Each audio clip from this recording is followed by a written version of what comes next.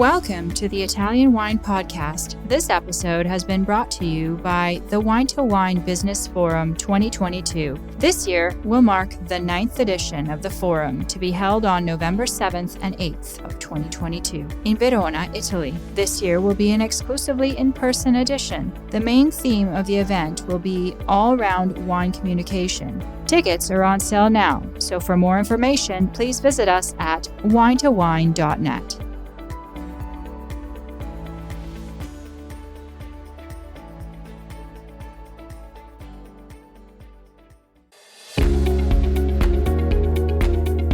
Italian Wine Podcast, a Wine2Wine Business Forum 2021 media partner, is proud to present a series of sessions highlighting the key themes and ideas from the two-day event held on October the 18th and 19th, 2021. This hybrid edition of the Business Forum was jam-packed with the most informed speakers, discussing some of the hottest topics in the wine industry today. For more information, please visit wine2wine.net and tune in every Thursday at 2 p.m. Central European Time for more episodes recorded during this latest edition of Wine2Wine Business Forum.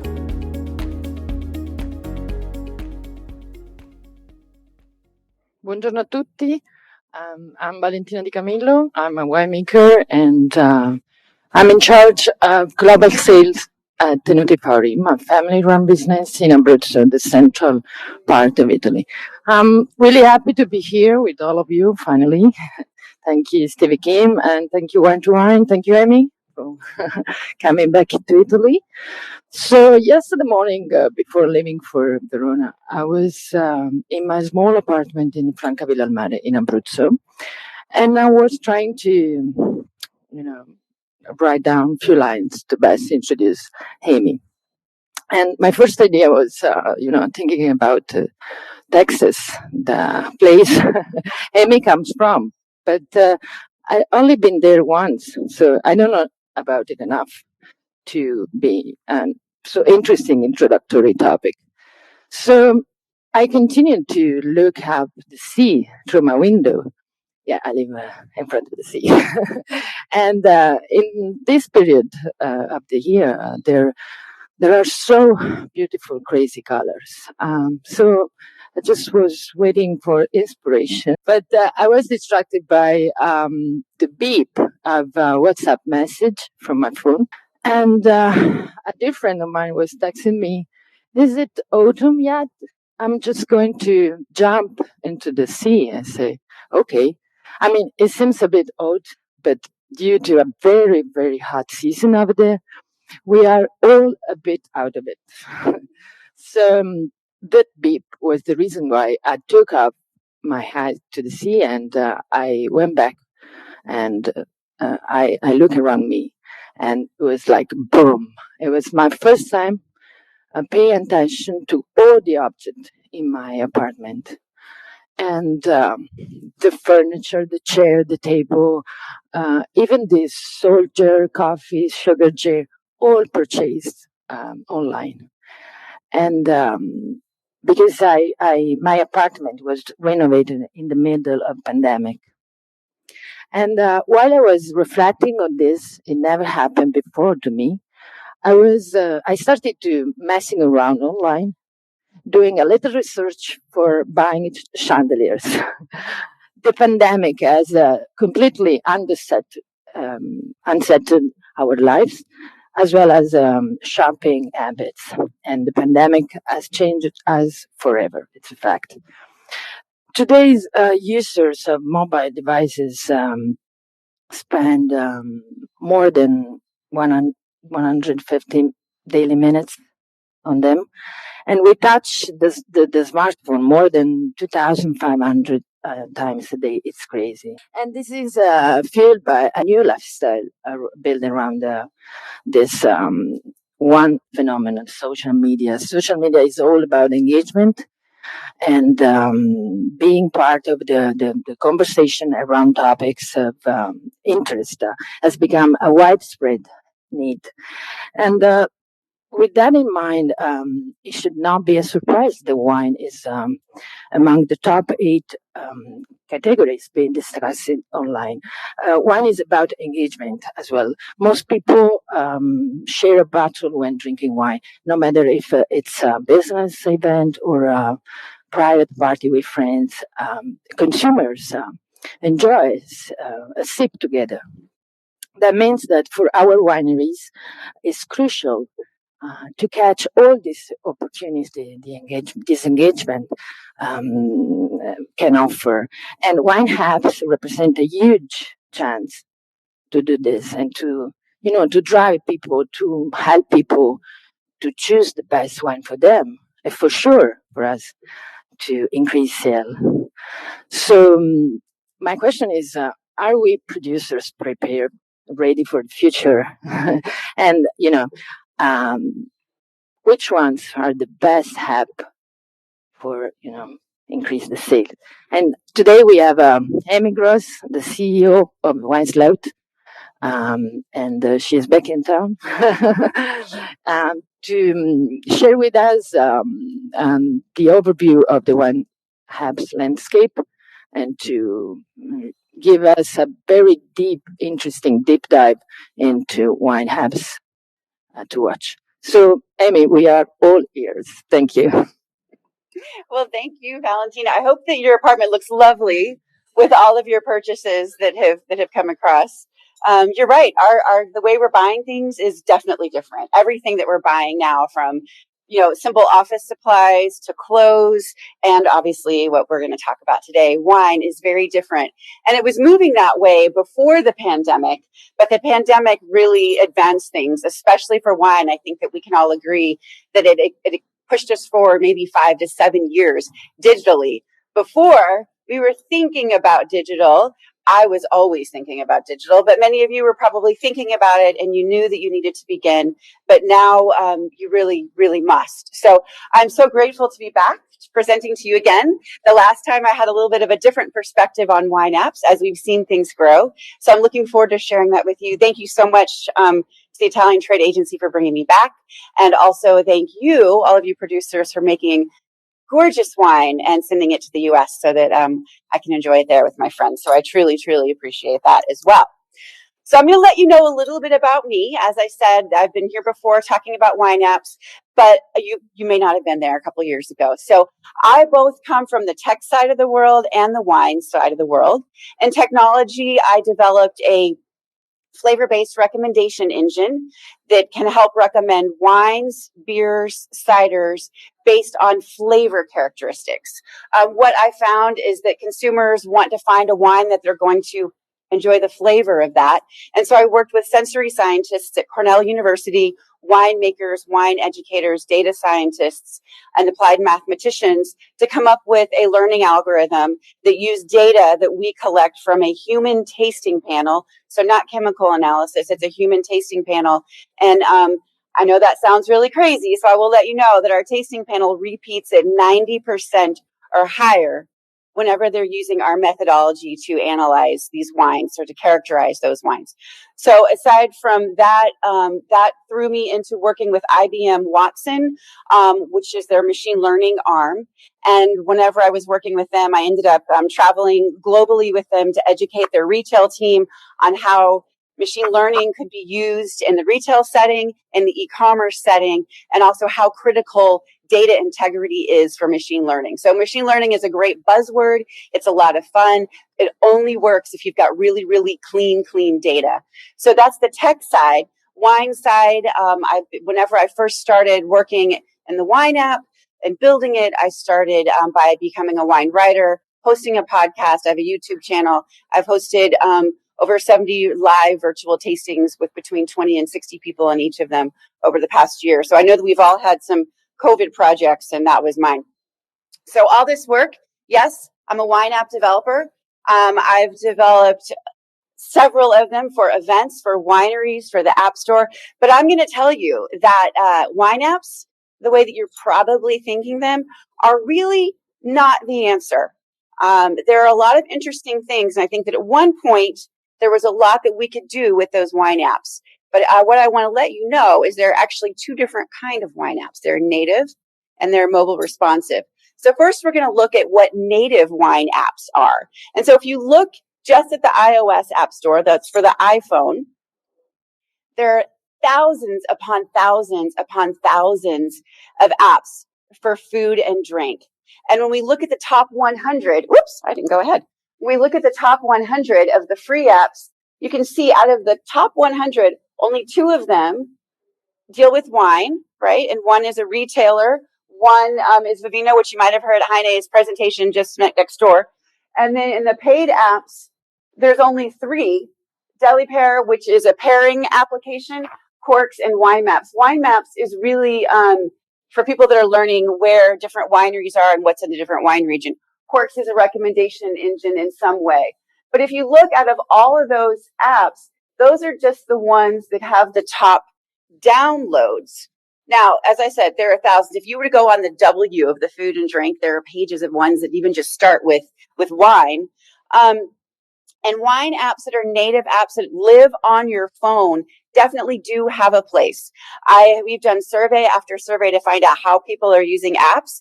Vivino, surprisingly, I don't know how you guys feel, but I have found that a lot of our surveys show us that consumers are using Vivino to check prices. So they're checking prices, whether it's because a gift that they've received and they want to see how nice the gift was, or if they're out trying to decide whether they should make that purchase or not. Now, the problem with that is you need to keep an eye. So if you're looking out at wine apps, Vivino is one that you want to check in with, and you want to see what their data is saying, because you want to make sure that it's right. And sometimes even that price is if it's being accurate for what it can be purchased for in the regions where you're selling your wine in your markets. You need to make sure that that is as accurate as possible, because you don't want people to assume that they're in the wrong price range. What I've also found when surveying sommeliers and beverage directors in America is there are some beverage directors that do make their choices of what wines to put on their list or to sell based on those ratings, because they know that a lot of consumers are going to come in and they're going to check their ratings. So if your ideal consumer is using something like Vivino to select wines, your rating is very, very important.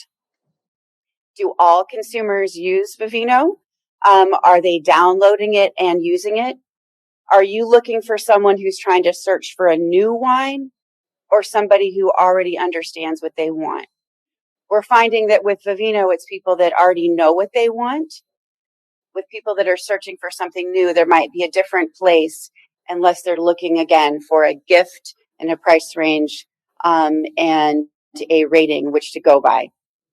So that's just something. Another thing that's really interesting is, again, we're talking about the apps on your phones.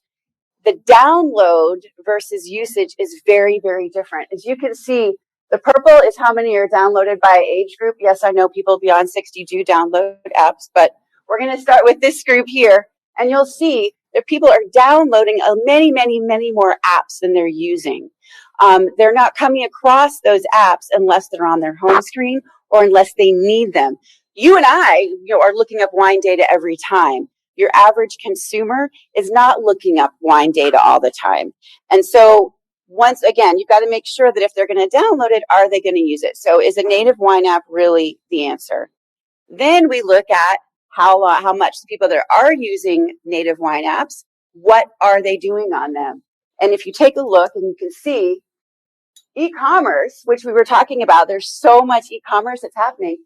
It's only 2.6% of the average weekly time on mobile apps is being used making purchases, browsing, shopping. Typically, they're getting in, they're buying, and they're getting out if they're using the native mobile app. So I was, again, app developer telling you people aren't using them. I was hopeful of a whole lot of use whenever we built our initial native app. I wanted to help people find the right wine. I thought for sure that's the way to do it. Whenever the App Store was first launched, mobile was really not all that great. Now mobile is fantastic. And because of that, not because of all of the app usage, but you see 19 billion was sold in wine, to be projected by 2024.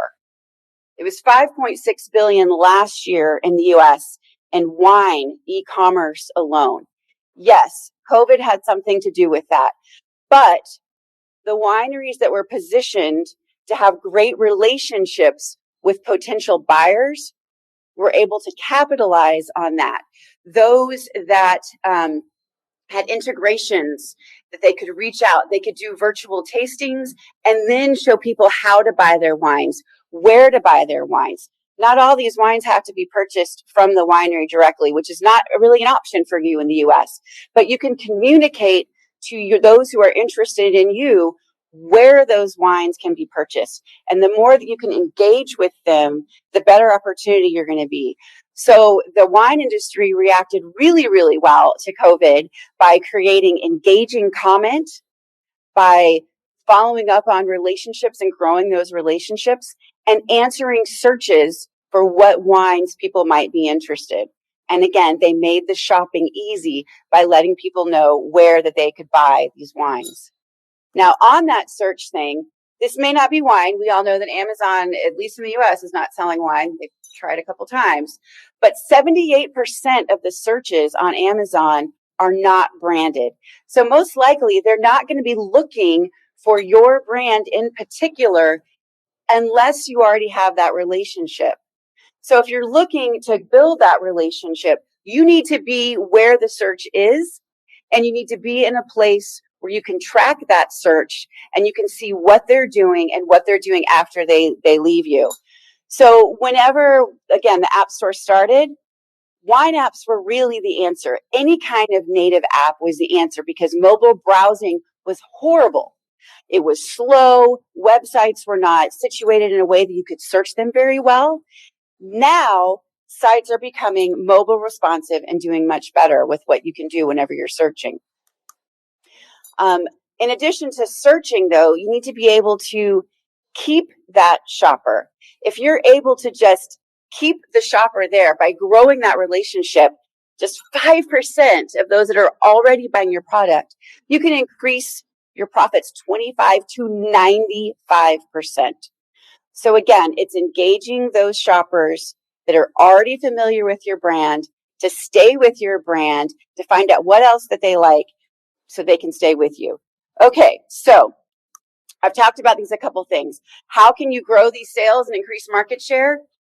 Answering the right searches and growing the relationships.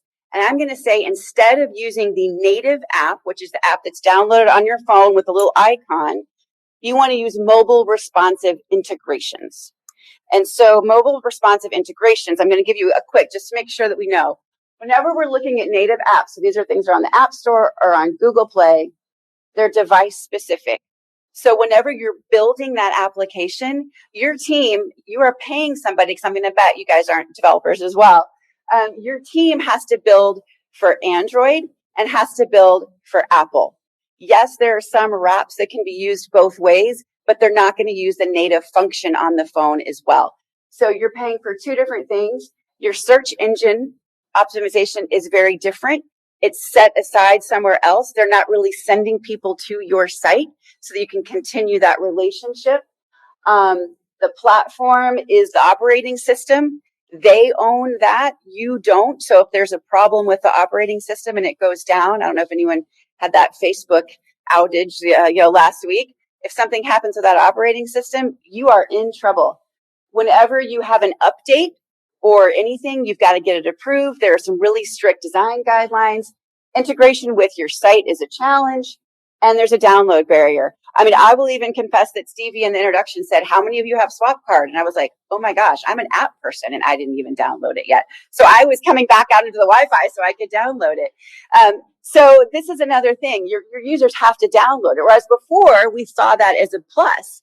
Now it's a barrier to entry. If you look at a mobile responsive build, so whenever you're talking with your developers or talking about other tools, a mobile responsive build, it's one build, it's mobile responsive, it works on a phone, an Android, an iPhone, a tablet, an iPad, a laptop, a desktop. It's one build, and it's changed so you can see it everywhere.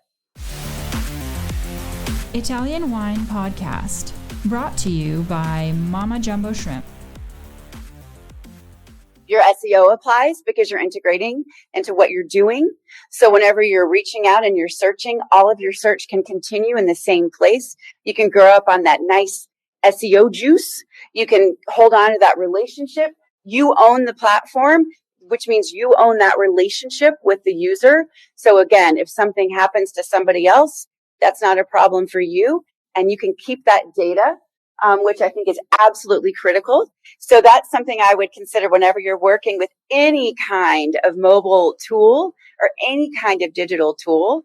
You want to make sure that you can keep or collaborate with them on the data for the visitors that are touching your product, because you want to use that. You want to find out what they're doing, why they're doing it, so you can build that relationship. This one you can integrate super easy with a link or a wrap. We have integrations on winery websites that look like you're staying on the winery website. You're not. You're coming out onto our server and then going back in. But we're pointing you to what wines you want from that winery, but it looks like it's all on that site. Easy to access. Rediscovery of the QR code, right? We all are back in the QR code world. We thought it was dying, and now it's back. So all you do is pop it up. Boom. Your mobile app is accessible. You don't have to download it. You're right into where you need to go to learn more about your winery. And as I said, the data collection is absolutely a critical aspect of this. So searches. Whenever you want, I'm going back. So we figured out now that a mobile responsive web integration or app is better than the native app, but then we've got to make sure we're answering the searches. The research that we're finding is people are searching by price, reputation, food pairing if they're in a restaurant or they're planning a menu, and flavor. People are afraid sometimes to buy online because they don't know what it tastes like. So the better it is that you can explain to them what it tastes like, if you're acquiring a new consumer, that helps them. These are all things that you want to make sure that all of the content that you're doing is answering these questions about your wine. And quite honestly, you need to be very honest about the price and the food pairing and the flavor, because if you're not giving accurate data, people aren't going to trust you. Reputation, it's harder for you to control so much because there's so much out there, but it's still important for you to see what's being said and respond to those things. Analytics, it's ENOLYTICS, is a great resource to find out where your wines are being sold, where they're being purchased, which is not sometimes different than being sold, and see what people are interested in different areas. So that can help you in determining what searches that you want to respond to, so that you can capture those shoppers. Obviously, my favorite search is flavor. And so I just kind of want to take you through something that we created that was an integration for a really large wine competition and wine garden in Houston, Texas. What you would have learned about Texas is that we take rodeo very seriously, all those rodeo animals that do things, but we also take wine very seriously at the rodeo. And actually, our wine competition raises millions of dollars in scholarship money for agriculture students and enologists every year. So now that I hope I haven't scared you too much with the, horseshoes and everything up there. So what we did for the rodeo wine garden it was right before COVID. So we had a whole 5 days of interaction with this. And we built this mobile responsive app that they wrapped into their mobile app. And then they also put it on their website. So people could come in and they could say, I would like a white wine. I don't want bubbles. These are the flavors. This is the flavor preference I have. And as they're pushing these, they're making their selection. It's immediately changing the wine list that they're getting. And then they can click on any of those to see the flavor profile of the wine. And here's what happened. Houston, Texas is Chardonnay country and Cabernet country, and it's big oaky Chardonnay country. And here's what happened. They sold more Albarino, highly acidic, great fruit, great citrus. They sold more Albarino in 3 days than they sold for the entire run of the show in the previous years. And the run of the show is 3 weeks. And this was because people finally were not saying, well, I'll have the Chardonnay. They were looking and they were buying wines based on their flavor. and it made a huge impact. Then, because it was a mobile responsive build, when COVID came to town and the rodeo was shut down and they had all this wine that needed to be sold to raise money for the scholarships, everything could go right on their site. And they did the same thing to sell the wine on the site. So it was a lovely little, COVID silver lining to kind of show us how important that is to do. So again, there are other searches, other ways you can do that. We can build other searches as well based on whatever you want to search by. People have approached us about building on how wine is made, biodynamic, organic, that sort of thing, region, that sort of thing. We've been talking with a couple of regions about building an application that would showcase all the wines that region based on flavor. So if someone wants to try something new with some confidence, they can. But I really want to go back to, and I know this isn't so much more the tech, but you're going to learn about all these tools today from so many other great presenters. The important thing is really growing that relationship. And again, the native app makes it more difficult and integration makes it easier. You want to pursue clients where they're interested. You want to maintain that relationship data. So working with applications, again, that you can share that data so that they're benefiting, you're benefiting, and you're helping to grow your reach. And again, I cannot say it enough. Own your primary platform. If your primary platform or where you're putting things into is run by somebody else, it leaves a lot of space open for an outage, a problem, a change. My company had a partnership with IBM Watson, which is a pretty big company. I'm going to think everybody here has probably heard of IBM in one way or another. And we were trying to integrate a flavor API that they were using about foods with our wine API, and we talked to grocery stores globally, and we were getting close on landing deals. And they ended up buying the weather company and said, you know what, we don't really care about the food aspect of this anymore. And we want to do weather because we can tell people that when it's cold, they should buy different foods. I thought, are you kidding me? Because we had invested all this time and effort in this API that they were going to continue with. And when they yanked the API, that changed my entire opportunity with them to something completely different. So own your platform, know who you're working with, collaborate with them so that you're sharing data. And again, use the mobile responsive applications so that you can have it in any way, shape, or form. I'm telling you to collect all this data. You don't need a data scientist. So many companies today have dashboards that you can take a really good look at it and you can see what's going on. Also, whenever you're building in a mobile responsive way, you can use Google Analytics. Google Analytics is cheap. It's easy. It explains things rather nicely. Yes, of course, you can go more integrated. You can get much more depth from other things, other insight platforms, but you'd be surprised how much you can learn from Google Analytics without a tech background that's going to help you see what's working, what's getting clicked on, and what isn't. Wine consumption increased by 3.5 million cases in 2020. Again, yes, we know that COVID had something to do with that, but that they could have been drinking something else. They could have been doing something else. A lot of people chose wine. Grocery stores that I was about to work with said, we can't even keep the wine on the shelf. So we'll come back to you in a little bit. But part of that was because, again, wineries responded really, really well to the changing digital environment. But we can keep it up. So we can't get lazy. We can't stop. We've got to take these digitally savvy users, the people that weren't so savvy, that weren't buying things on e-commerce, and now they are. Let's take them to that next level.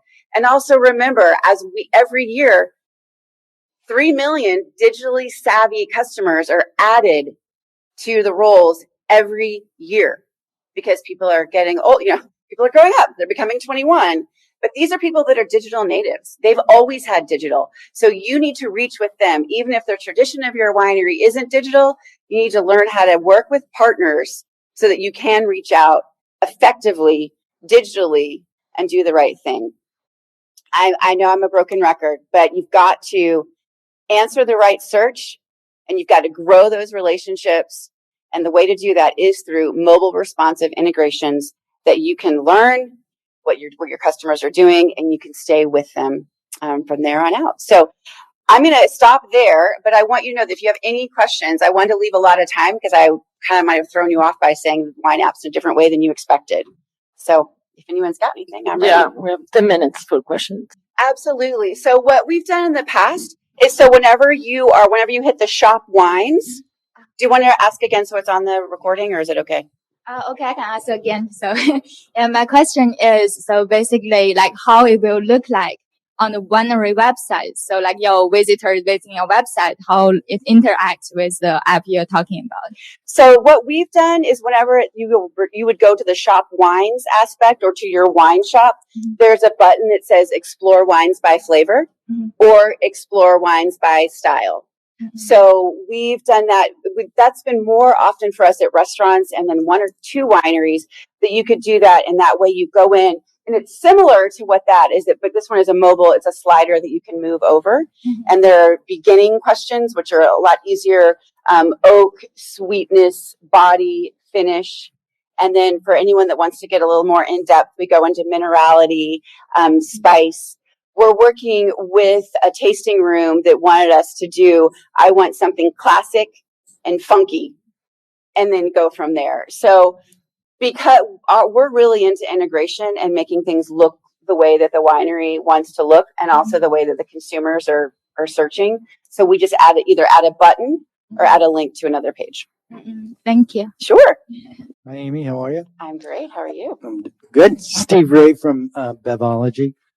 One of the questions I hear from a lot of producers when I go into details about whether it's e-commerce or whatever the thing of the day happens to be is, well, how do I get started? I don't have the expertise in-house. Yes, I have a 15-year-old son, but he's going to college in a couple of years. This all sounds wonderful, but it also sounds like Willy Wonka and the Chocolate Factory as far as their ability to apply it. How do they make that leap first step? Well, obviously, I would love to help anybody who's interested in doing that. But what you can do is you can go look at what technology you're interested in, what kinds of things that you want to do. Reach out to some of these app developers that you've seen that you enjoy, because now a lot of them are working to integrate. So I want to say that you do not need to most likely build something yourself. If you reach out to a lot of the other app companies out there, many of them are working to integrate. I mean, that's because they're finding that the native app is really not the answer anymore. It's really so much more on working, integrating, building custom, building white label. So it's finding the tools that you want and then just approaching them. And we do it all the time. You use the word white label. Can you define that? Yes, thank you. I'm sorry about that. So white label is using somebody else's technology, but it looks like your technology. So you'll notice back on the rodeo one, actually, if you even look here, so this is Fox Run, which is a winery in the Finger Lakes. This looks completely like their technology. This is what they had in their tasting room. And it's our technology, but it looks like it's their technology. So white label means we're building a simple build that many companies can use by changing and putting in their branding on it rather than our branding on it. We want you to succeed, because when you succeed, we succeed. So that's what white labeling means. That was a good question. Thanks. Any other question?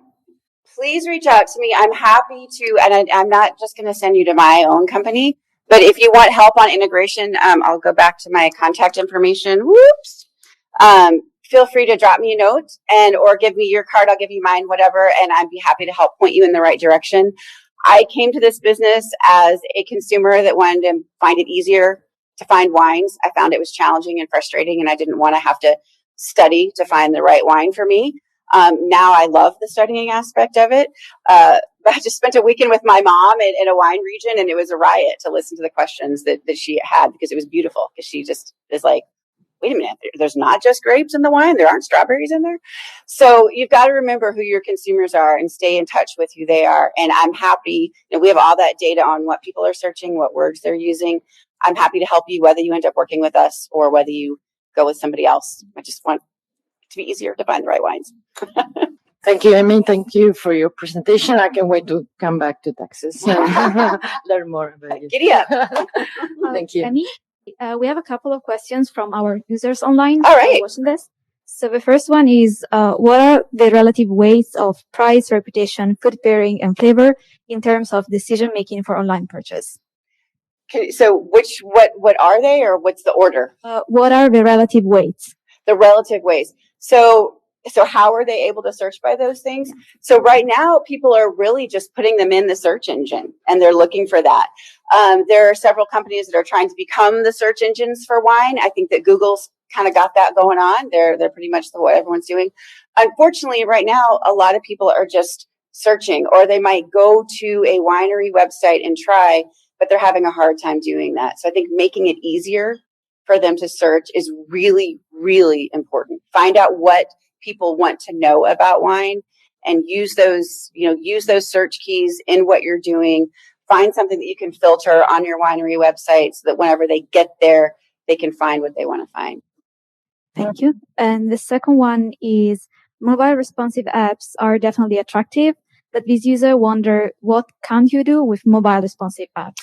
That's a good question. Okay, and I'm glad that they asked that. One of the things that mobile responsive apps don't do as well is use the native tools within the application. This is where Vivino totally wins, because you can take a photo of the wine or you can scan it. That is not something that you can do easily on a mobile responsive app. I'm really glad that you asked that question, or the person online, whoever you are. You can upload photos, but that falls short, because I don't know about the rest of you, but anytime I have to upload a photo, it's like, it takes an extra minute. You got to do that. So one of the things, native apps are better at photos, scanning, and also notifications, sending notifications to users. You can go around that notification challenge, though, by having people sign up for SMS messaging, which is extremely popular. And you can say, sign up and get this or that sort of thing. Give them a perk for signing up for the SMS messaging. Again, you're owning that relationship. If it's notifications from the mobile app, you're not owning that relationship. So you can't really see the engagement as well as you can from whenever you're doing SMS messaging. So I wonder, for example, Vivino, you're talking about initial database you need to build. Then for research something, there are the initial database to work with. So in this case, the mobile app, what's your initial database? Is it from Google Engine when people searching the flavors, the styles of wine, or how do you work this? So the way we work is we found that tasting notes for the wines were actually not always that accurate, especially community generated tasting notes and reviews, because often they're influenced by other reviews, because somebody doesn't want to look dumb. So they're going to see they said it was cherry notes, so I'm going to say it has notes of cherry.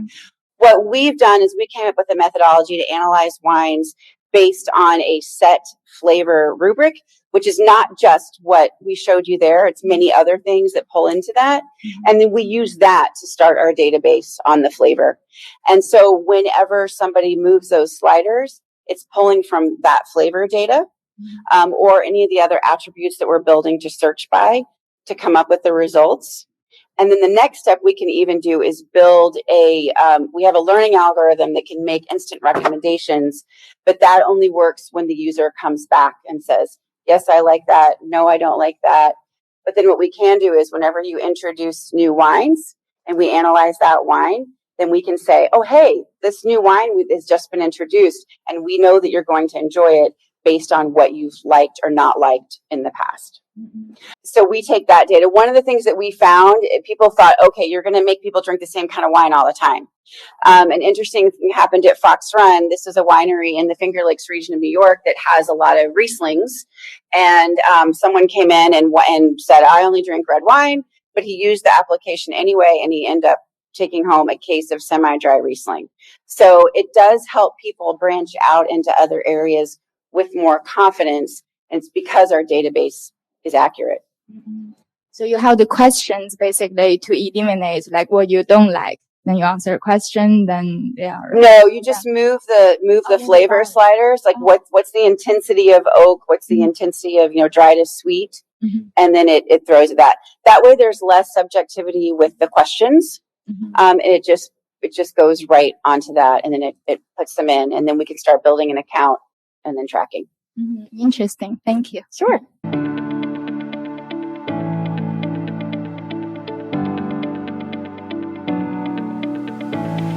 We hope you enjoyed today's episode brought to you by the Wine2Wine Business Forum 2022. This year will mark the 9th edition of the forum, to be held on November 7th and 8th, 2022 in Verona, Italy. Remember, tickets are on sale now, so for more information, please visit us at wine2wine.net.